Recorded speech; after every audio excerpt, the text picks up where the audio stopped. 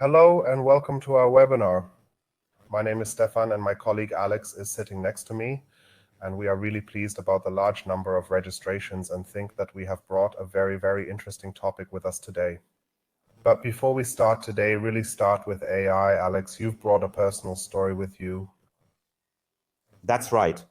Hi and welcome, and today I would like to start with a personal experience, a story that has shown me why we are dealing with today's topic and why we are both sitting here. It's about my father-in-law, who is 63, and 1 year ago he got his first electric car, which was a Volvo XC40.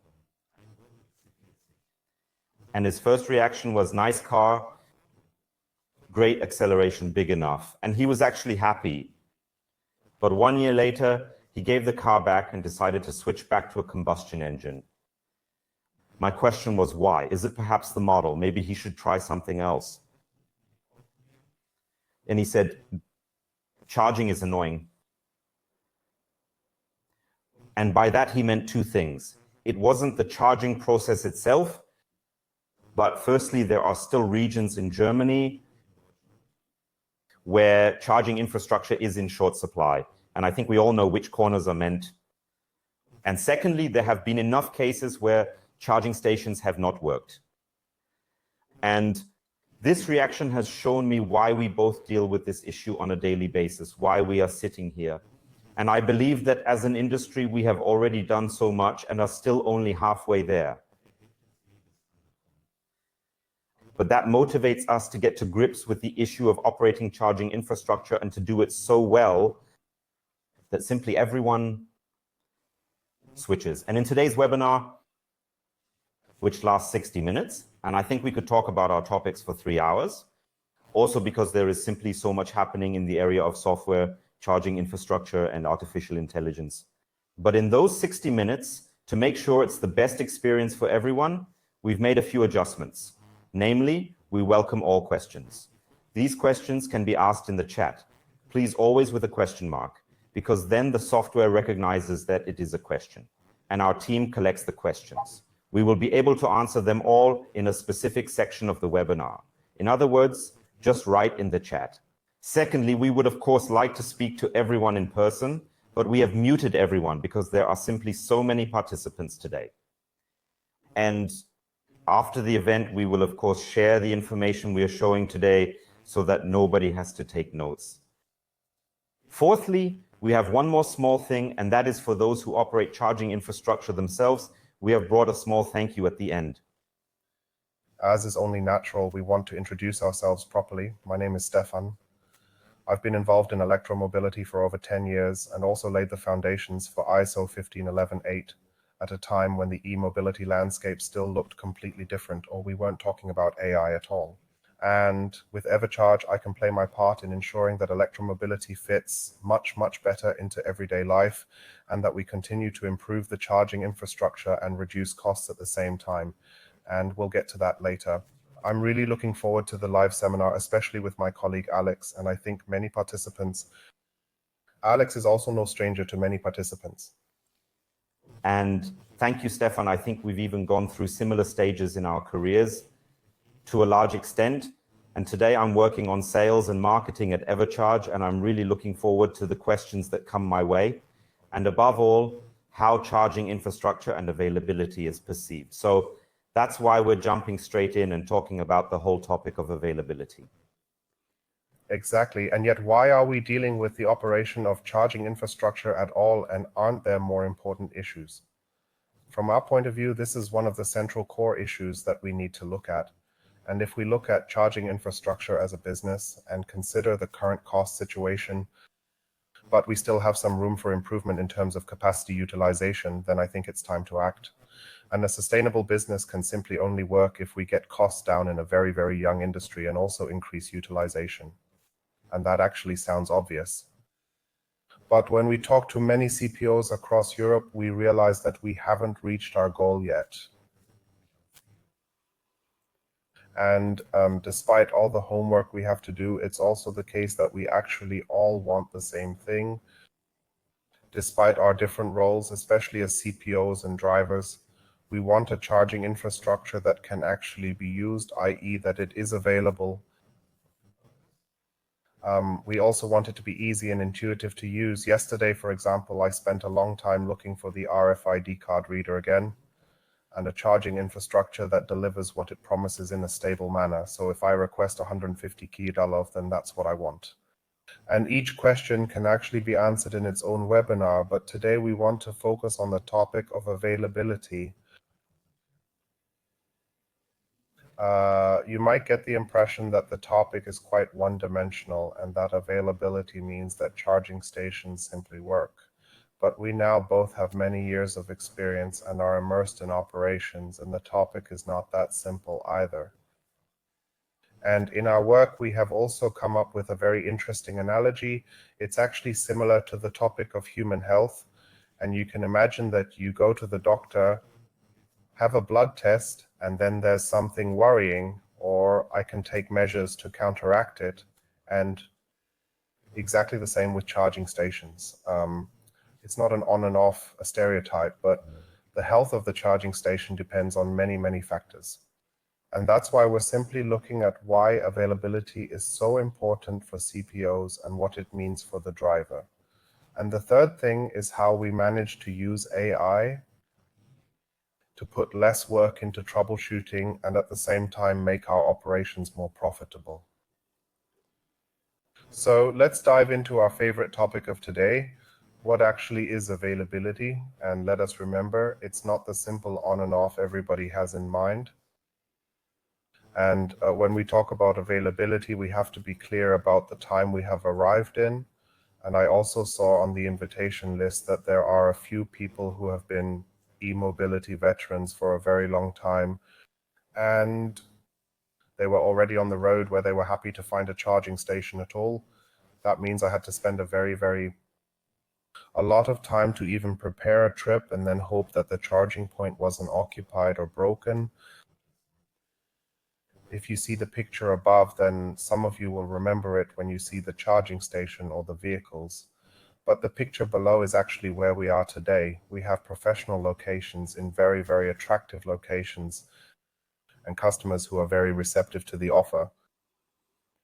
So we think that availability is now way far and beyond the nice to have status. And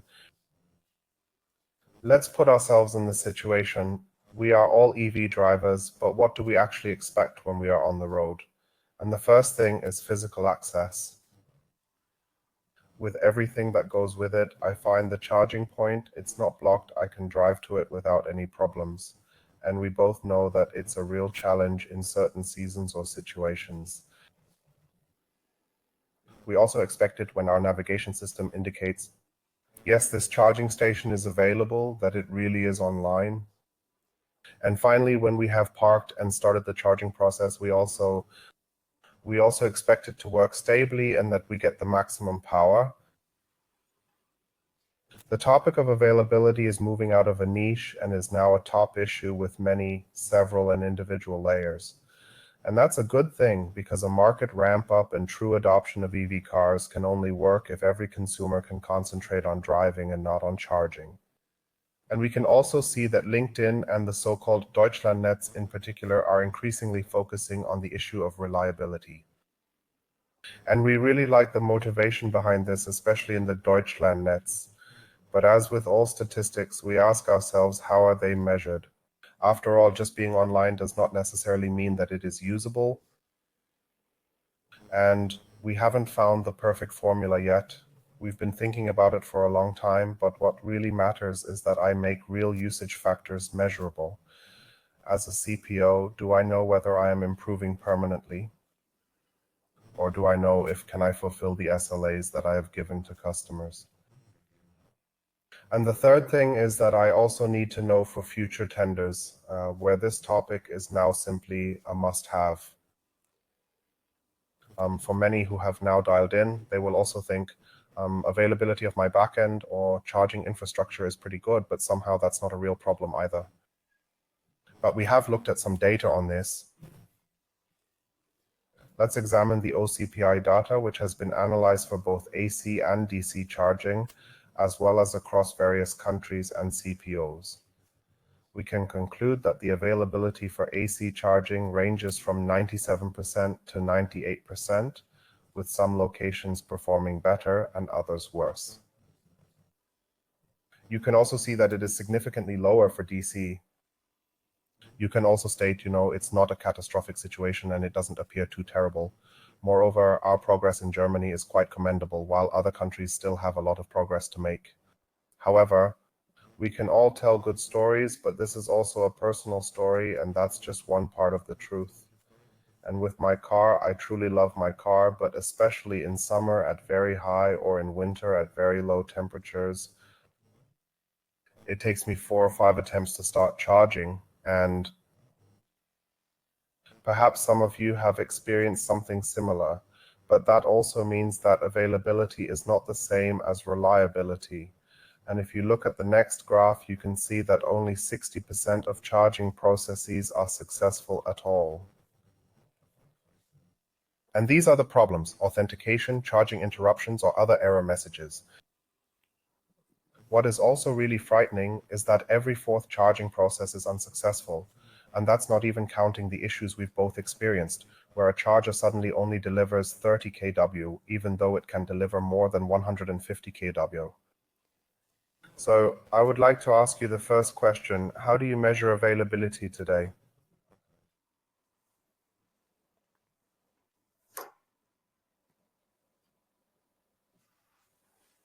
There are 3 options. One is through the IT backend, which is used today manually, i.e. by other methods, or is the data or function actually missing?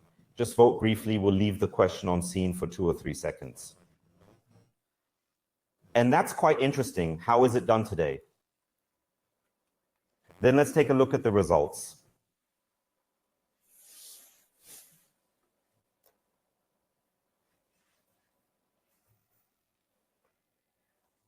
Well, the majority say it's done by my IT backend. This is also partly manual or accurate data capture, so the majority is IT backend. And that actually reflects our experience. We have now seen what seems to be the starting position, but what actually leads to this situation and how do we get out of it? And when it comes to this question of what leads to the situation, we have found out some points. These are indicators that we hear again and again. It's not just limited to these, but these are the top criteria that we hear. And the first is the charging network that I have to manage is getting bigger and bigger. And I can, of course, manage 50 charging points manually with a pragmatic approach, but with 500, 1,000, or 5,000, the requirements for processes and tools are completely different. The second thing is that outages usually happen without warning, and there may be situations where the on-site service is there relatively quickly, but the issue is there and I simply have dissatisfied customers that cannot charge their EV. The third thing is that the customer sometimes knows before we do. In the IT backend, the charging point simply appears as green, but despite this, successful charging is simply not possible. This entails really bizarre cases such as minced meat in the connector or piles of snow in front of the station. And number 4 is that many operators are currently using systems that have their strengths in administration, billing, and management. And these systems have simply not been trained or further developed in the area of operations. And this situation becomes clearest when we look at everyday life in a CPO department. To be specific, an operations department. And when we talk to CPOs, we are always surprised that it always comes down to similar points. And that means that charging networks are being expanded and new stations are being added every day. But that also means that the colleagues who take care of operations are not being increased in the same area for efficiency and cost reasons alone. And there is often a way of working that involves a lot of manual steps that are simply time-consuming and annoying. This can be data preparation, analysis, there are manual restarts, and I'm actually also confronted with a increasing flood of tickets, and in order to simply process them, the departmental targets are simply increased. And that reminds me a bit of The Simpsons. I just type faster on my keyboard in the nuclear power plant so that I can get more work done. We also know from our own experience that an error pattern has to be checked individually by different employees, and sometimes information, correlations, or patterns are missing, which actually means that there is no time for intensive analysis.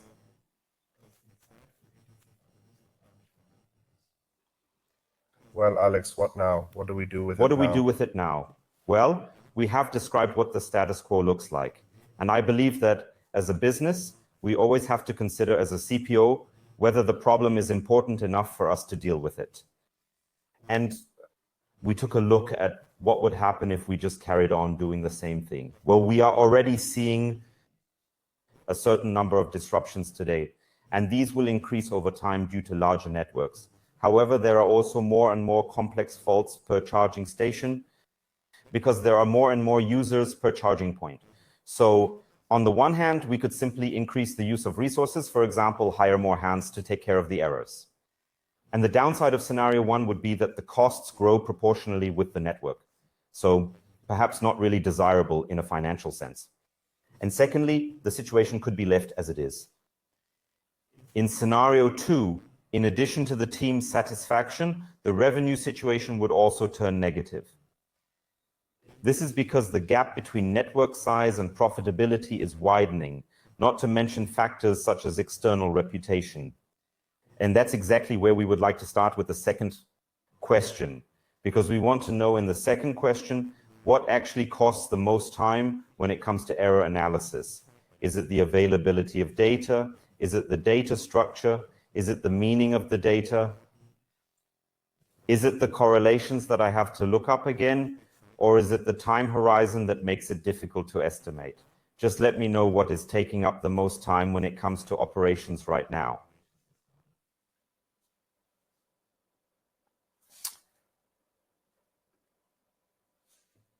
Well, I think we have a few answers right there. But because the formulations are a bit longer, we'd like you to read through them again, because I think it's important to decide with the right understand. Perhaps there are several things that are complicated there. Just vote once.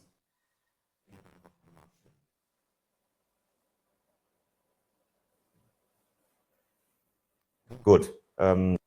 Then let's take a look at that. And the distribution is somewhat diverse. And that's quite interesting, because what your answers really show is that when an error message or an error code comes in, that seems to move people in the correlations. In other words, when several things happen at the same time and root causes are hard to find. And we'll come back to that in a moment, because I think that's an important point. Because up to now, some people will probably think that disruptions do occur, but that the IT backend is actually the right tool for this. But let's put this into perspective together.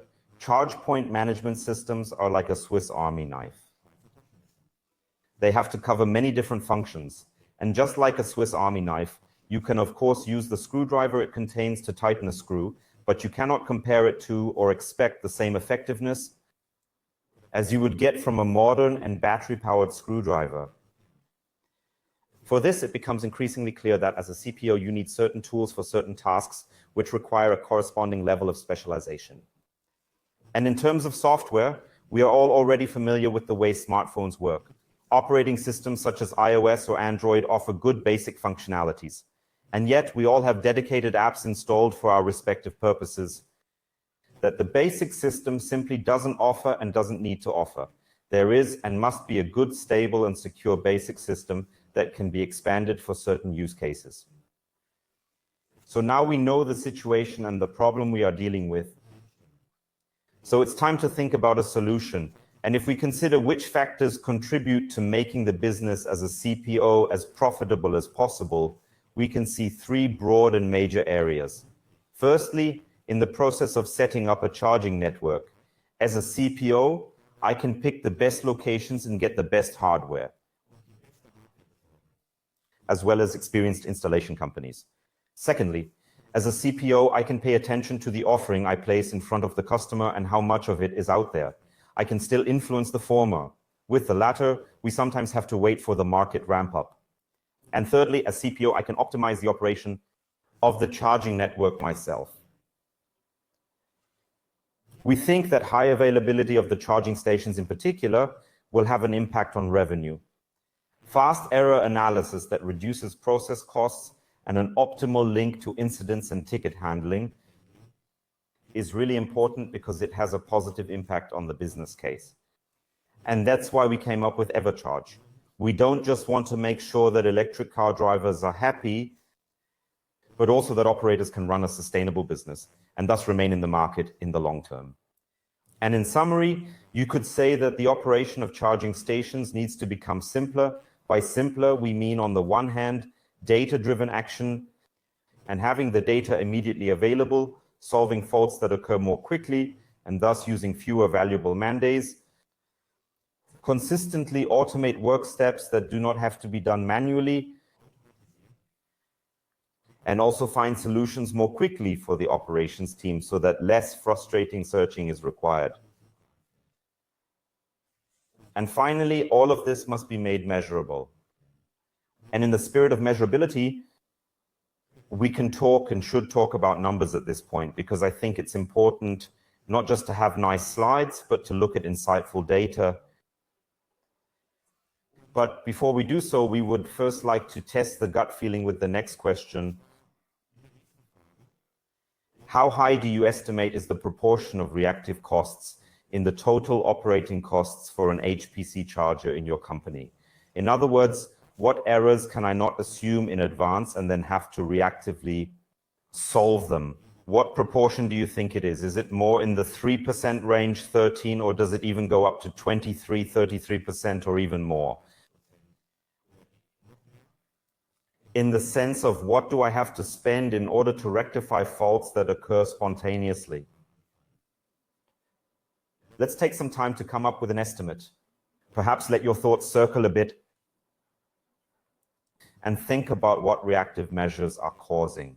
And I believe that this is a very, very important part, because we are now noticing again and again that operating costs do account for a very, very large proportion.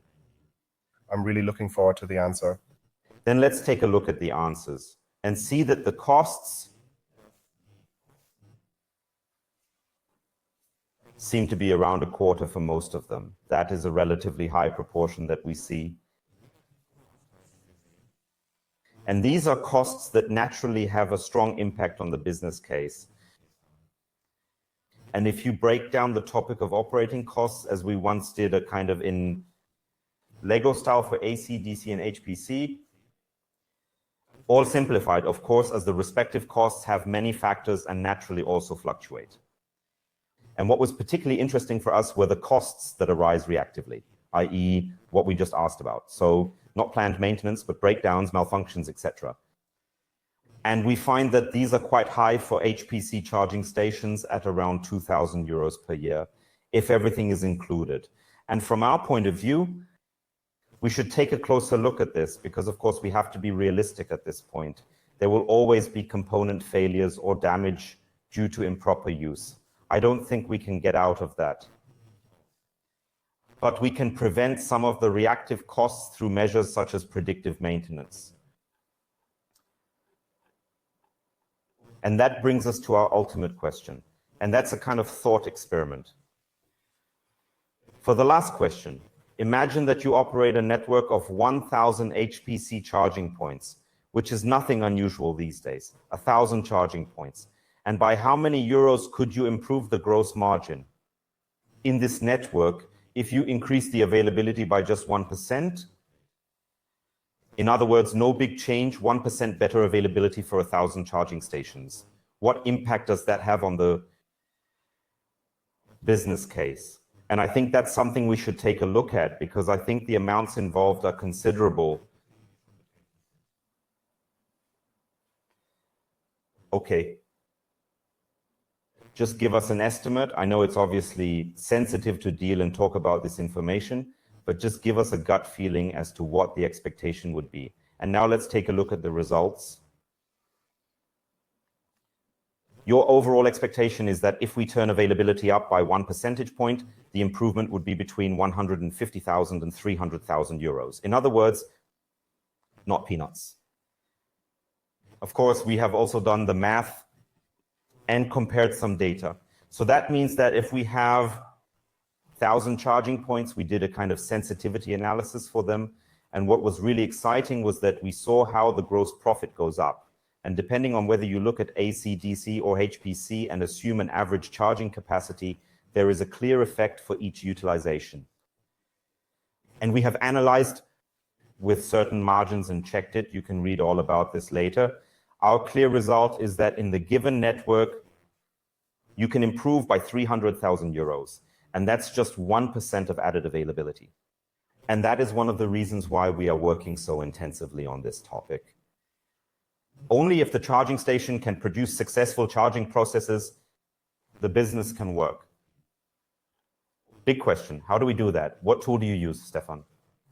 Exactly, and now we come to the topic that actually dominates the media up and down and is omnipresent, and that is the topic of artificial intelligence. Despite all the hype, we see AI as a simple tool that can be further improved to simply increase productivity or reduce costs. And before we get into the details of what we are doing with Evercharge, I would also like a general classification of what there is to do with AI. From a very basic and general understanding, AI is the ability of machines to perform tasks where I would normally need human intelligence and human experience. And if you look at traditional AI, these are mostly rules or knowledge-based systems. And these rules or knowledge were created by experts and are then explicitly programmed into a system so that the AI can perform tasks or make decisions. For this, a basic and classic AI is nothing but a decision tree. But people have also realized that I won't get very far with it, and machine learning has really brought about the breakthrough in AI, but is also a sub-area of it.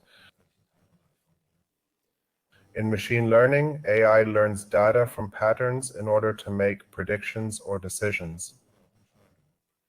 It is like when I teach a computer to learn from examples, or it's like teaching our small children to learn new stuff. Another subset of machine learning is deep learning, which works on the basis of neural networks. And with deep learning, you really learn automatically what is important. Instead of setting rules such as look at the pointed ears or look at the whiskers, you simply show pictures to the AI. These are cats, and the AI really learns on its own what features I need to easily distinguish and what is important to recognize a cat. And most of the tools we come into contact with today are simply machine learning tools or based on machine learning. And as I said, this has brought a breakthrough. Deep learning really is the cutting edge of AI at the moment, and everyone is talking about it. Even if deep learning is currently causing a lot of hype, we still have other technologies that have been tried and tested for a long time. One example of this is fraud systems that use machine learning. For example, fraud detection for credit cards. Rules are simply defined, what amount, what country, and the system learns independently if something is wrong in the transaction. Maybe some of you have already experienced it on a shopping trip somewhere in the USA, where the credit card company calls to see if it all makes sense. By the way, that's also how the Netflix recommendation systems work. And that's exactly the issue with fraud detection. It's anomaly detection. And that's exactly what we use at Evercharge. For example, if there are anomalies in the usage behavior of a charging station, and everything we define today as image recognition or language models is all part of deep learning and the use of neural networks. And that's exactly what we do at Evercharge. This is another model where we determine the health status of a charging station using a deep learning model. And the great thing is that we don't do this with public data, we really do it with machine data. With all these technologies, many people will have noticed that the developments in AI technology are really rapid. And we have simply picked out 3 major trends and can see that firstly, the pace is incredible. And things that weren't possible 24 months ago, such as voice models, are now almost able to replace a hotline. Or this webinar, it was translated by AI from German to English. On the other hand, data really is the oxygen for artificial intelligence. That means I also need to have the data available, and it is a key factor in using it at all. And thirdly, the capabilities are improving to such an extent that we can now see quite clearly in which areas AI can really offer added value. However, we do not see AI simply replacing jobs in the field of electromobility, but rather that we will simply be able to manage a growing number of charging stations more efficiently. So we have now touched on the topic of data several times, and I would like to briefly show what data we actually have available for charging stations. On the one hand, there is everything that is produced in the charging station. This is OCPP data, this is also sensor data, and there is also data that is connected to the charging stations or other data sources that are now simply important for charging station operation. This is vehicle data, but it can also be OCPI data. The good thing is that with the OCPP protocol, we actually have a super good foundation that we can use. What is less good is that we always say that every manufacturer speaks their own dialect of OCPP. Nevertheless, it is a good basis, and even more data will definitely come with the new OCPP standard, which is the protocol. As advanced as the protocol is, we also see a few challenges. On the one hand, there are simply more options for adding data via the so-called device model, but this also increases the scope for interpretation or what is actually implemented, so the complexity is also increasing. And the second issue is that it only brings some added value for the CPO when data access is available. And this is precisely the sticking point for many operators at the moment. Theoretically, there are tons of data, but they are somehow in step systems, somehow slumbering there, and you can't get them out. And only a fraction of it is really accessible to a CPO. And that's why we're also seeing that many are now moving towards a future-proof reorganization and collecting all the data in one place if possible, so that I can use it for different purposes, applications or use cases in and around my network. In this way, the IT landscape can really be structured in a more modular and better way. If we then look at the error data, it is interesting to note that these faults are more than just a single error code. There are at least 3 dimensions that need to be known when working with errors in charging. Firstly, it is simply this sheer number that plays a role. But it could also be that faults are simply very, very hardware specific.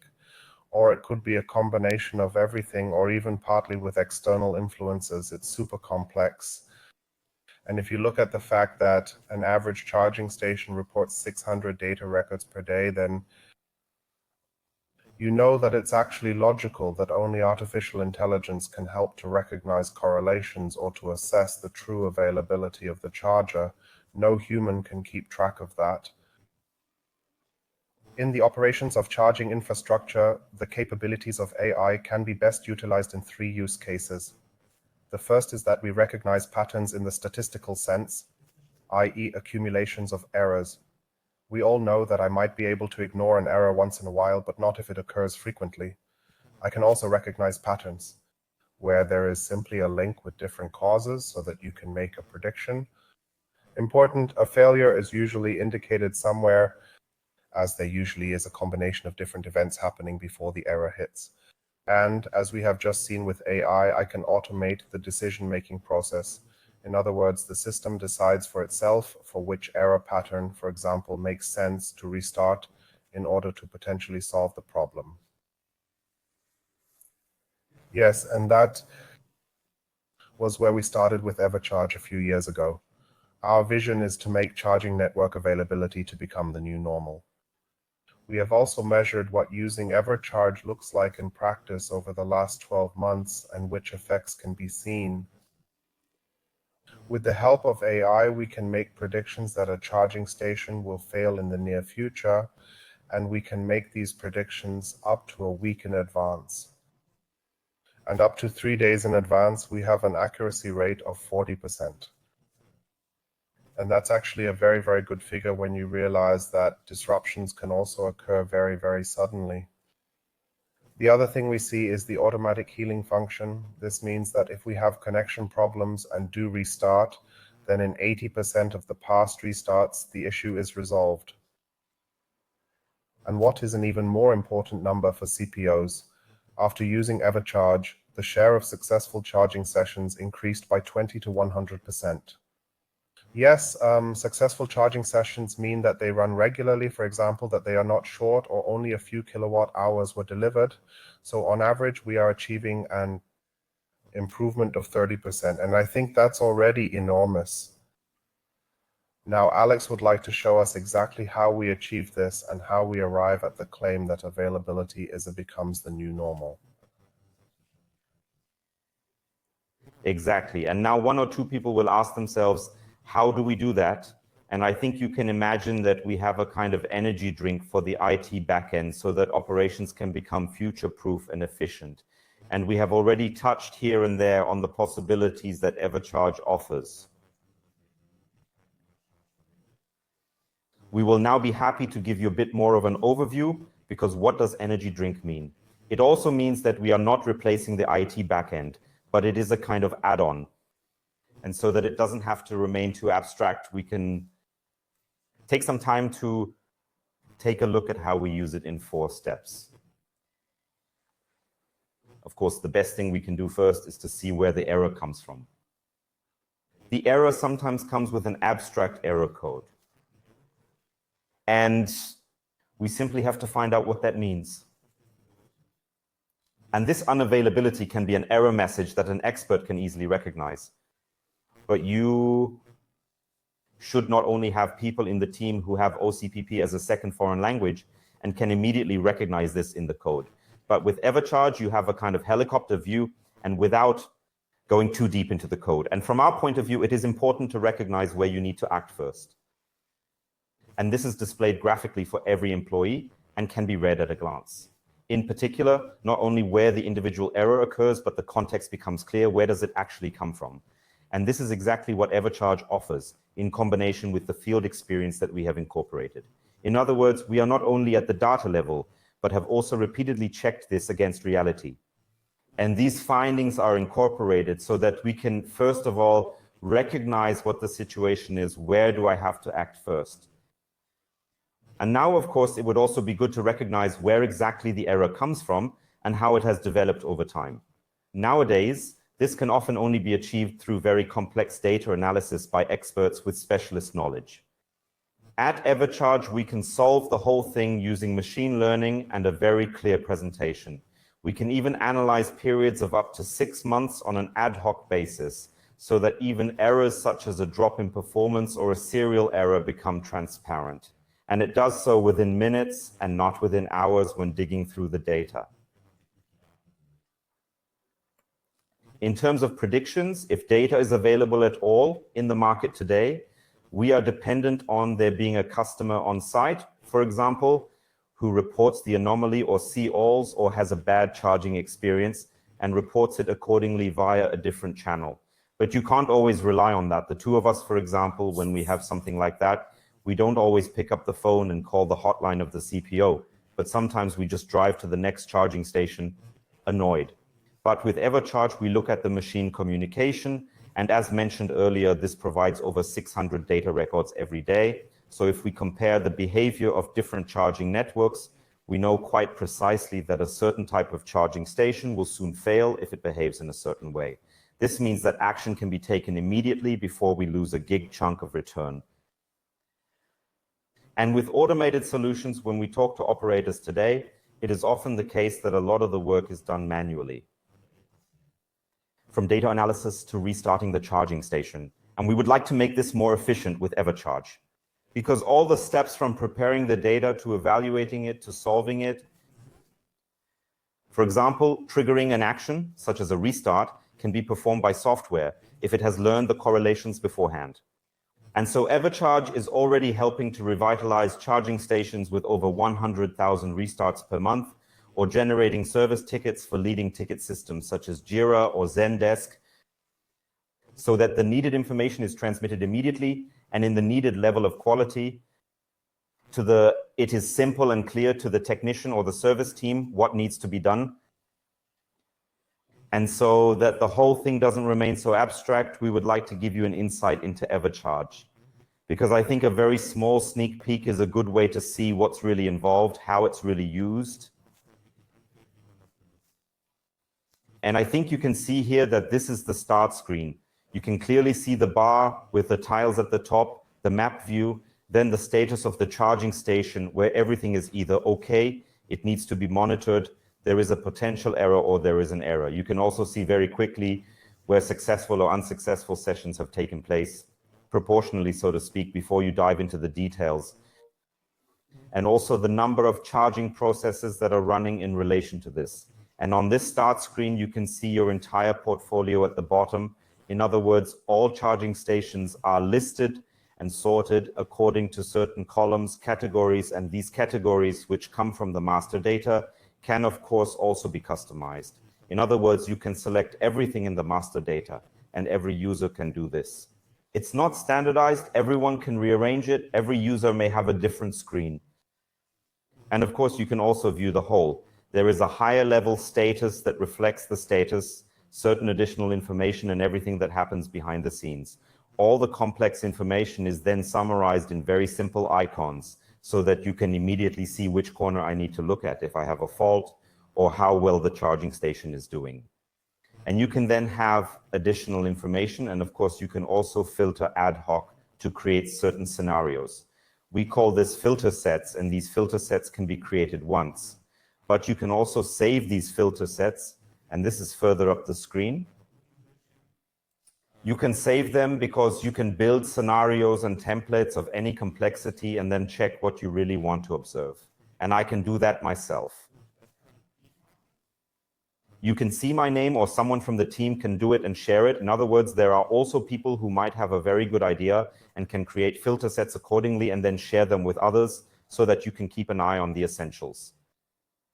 And there's one more thing we'd like to show, because I think there's enough time for that, and that's what we call the timeline. And with timeline, you can see what has happened in the last 6 months. And you can see the individual charging points, you can see the overall information about the charging station, which we have made anonymous for this demo, and you can see what has happened at these charging points. In other words, also graphically displayed here without code. You can examine this gap or check for a specific time frame, as you might have received either a phone call or a ticket, and thus be aware of the specific area I'm referring to. And you can zoom in on the situation by simply scrolling, and then you can see what has happened at the various charging points. In detail, you can see charging processes with their purple displays, in our case, regular charging processes, or corresponding yellow or red sequences for non-regular processes. And then you also see at the charging curve, i.e. something like Stefan described with the 30 kilowatt. And with the non-regular charging points or non-regular charging sessions, you can also see that the user may have tried to authenticate at charging point 1, which was unsuccessful there, then tried again at charging point 2 and was successful there. So you have a lot more context, and don't just see OCPP information or the last error. In consequence, you can then use this information and context to analyze and see what actually happened and what the true error is, and use this error immediately for resolution. In other words, you can grab this information and immediately transfer it to a ticket. And you can modify the time periods and get even more information so that you can actually see in detail what the context of the error was. And I think that's exactly the approach we always take. There's a ton of information in the background, but making it accessible so that everyone in the team can really work with it and spend less time compiling the information. That was a brief look into the system. So of course, some of you are now asking yourself, how can I use this? And we want to enable every CPO or CPMS to use EverCharge. And as Alex also said, we don't see ourselves as a CPMS, we see ourselves as an add-on to a CPMS system. And we mainly need to deliver EverCharge is the OCPP data that some operators have independently at hand, or we can get it directly forwarded from the CPMS system. And then you can use this beautiful dashboard that Alex has just shown for your work. We call this product Board. It's a web app with lots of options, including evaluation options, systematic errors, and so on. That's just a small insight that Alex has shown. Or if you use your own IT system, you can also get the results that we have analyzed with an API or integrate them into your systems yourself. We call this Bridge. I think that in future, CPOs will no longer have to offer the smartest or most beautiful charging station or, as I heard again yesterday, the best price. It is much more important that the operation is stable in order to simply improve the customer experience. In summary, what stuck with me from a CPO who said that you only have one chance or at most two chances with the customer. If they have a bad customer experience twice, they most likely won't come back to my charging station. And in the future, there will be a regulation of availability, and you need to make sure that you are prepared for this and use the right tools. The third thing is I now have the choice between doubling my operations team when doubling the charging infrastructure, or I can now use smart AI solutions to simply manage this larger network better. And using EverCharge within the existing ecosystem is super easy. You can simply activate it as an add-on to improve your processes. Of course, we also have a special offer for the webinar participants today. We will provide you with onboarding to EverCharge free of charge.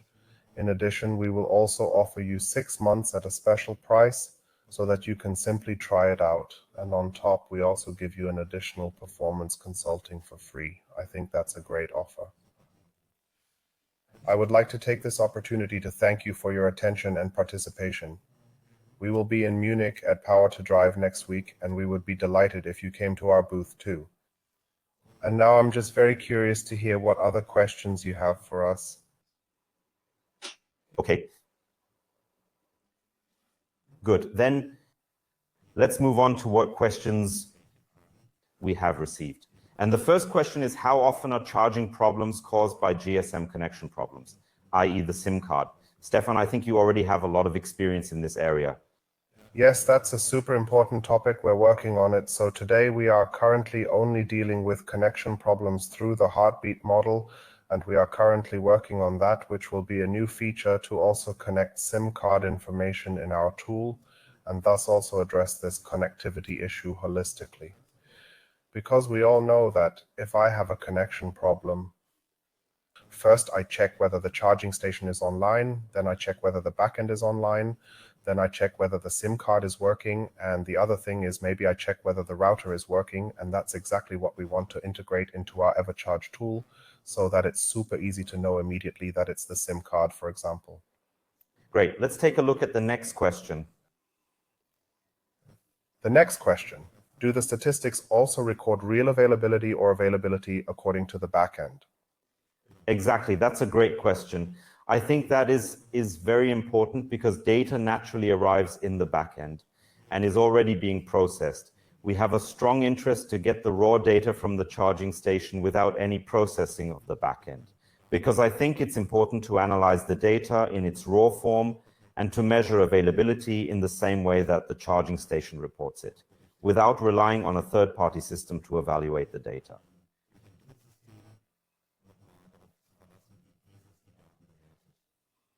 And it must also be said that availability is also defined very differently, also towards the customer, and we are also able to cover availability as it is defined towards the customer in your system.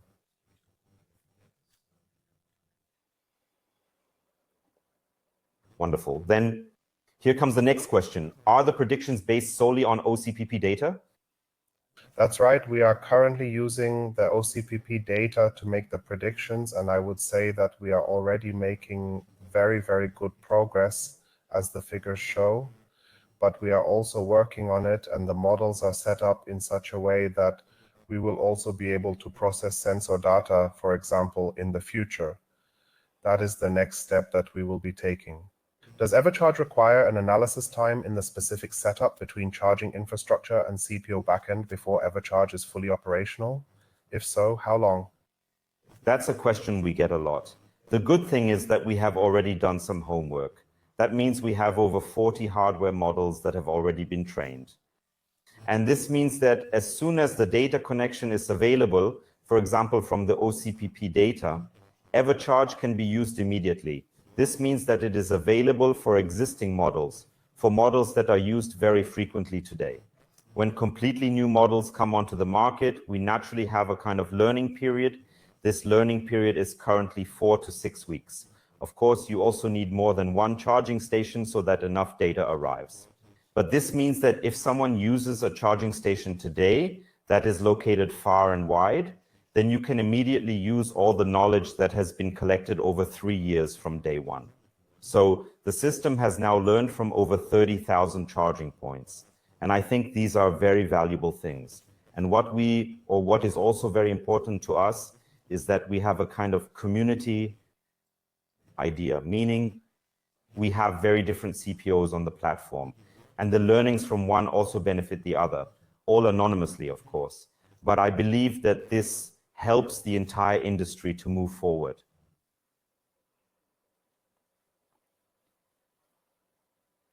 Okay, what about the interface to various CPMS? Well, we have cooperations and we already have a connection there, for example, which we have already reported on with the Compleo backend, for example, with eOperate. Others are currently being connected and the interface is already ready, but we would like to take a few more weeks to report on this. But in Europe, we have almost all the larger backend operators that we are talking to. And so we know the differences between them. After the webinar, feel free to approach us and say, okay, which backend are you using? How does the data arrive? That's usually a bit individual.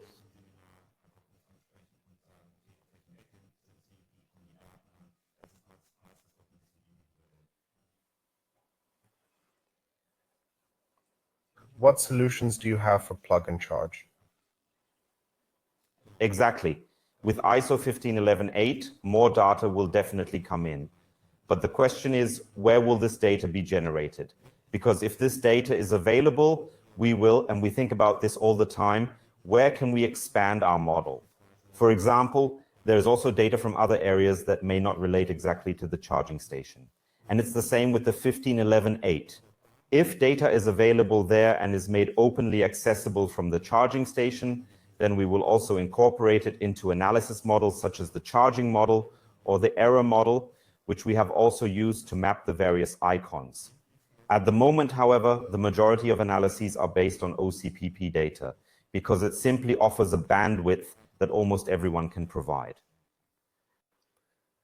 Exactly. I also have to say that this is an issue of prioritization and it is now being implemented step by step, and the first vehicles that have now implemented it are coming.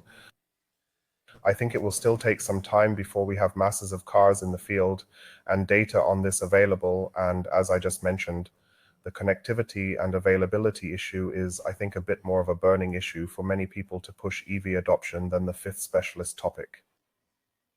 I think we could go on for a really long time now, but we'll be very happy to do that next week because next week we'll be in Munich at the Power to Drive. Feel free to contact us through our website or visit us next week in Munich where we have a small booth. We would be very happy if you came by, if you are interested in the availability and operation of charging stations and simply bring along your personal requirements and cases. Then we can simply take a look at how we are already doing this today. And yes, I wish you available charging stations on your way to Munich and another successful week. Thanks for joining us. Thank you. That was a lot of fun.